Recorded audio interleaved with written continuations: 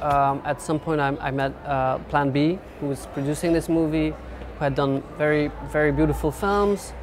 And so they talked me about this idea, this project that they had been wanting to make. And it was based on, the idea was to adapt 2 books. So a story of a father and a son dealing with years of addiction and as a family getting through it, but seen from 2 points of view, father and the son, because they both are writers and they both each wrote a memoir. My son has gone missing. Nicholas Sheff, S-H-E-F-F.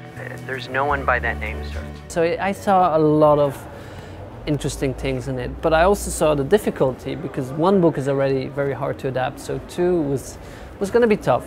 But I signed on and I was part of the development. We found a writer. I started writing myself at some point. So yeah, I was very much involved in this film to make it mine. There are moments that I look at him, this kid that I raised, who I thought I knew inside and out.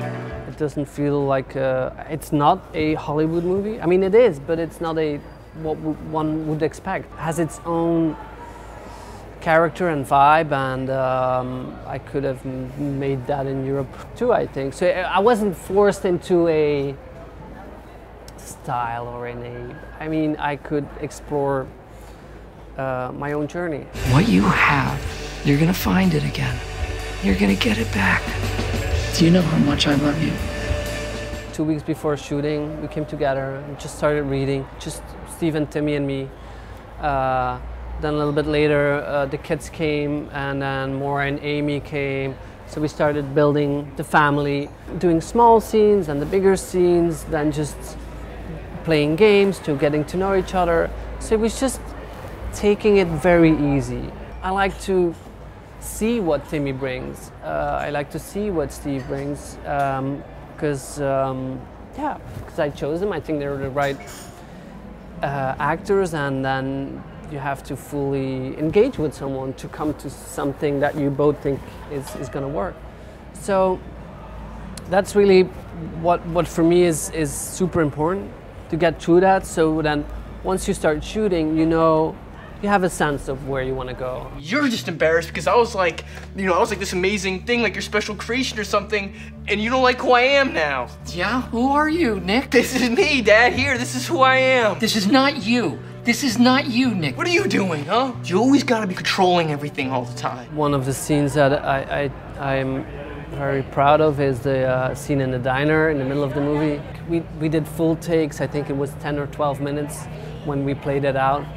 It was day 3 of the shooting, and it had been a scene that we had, I mean, we used it in auditions a lot, we worked on it during the rehearsals a lot.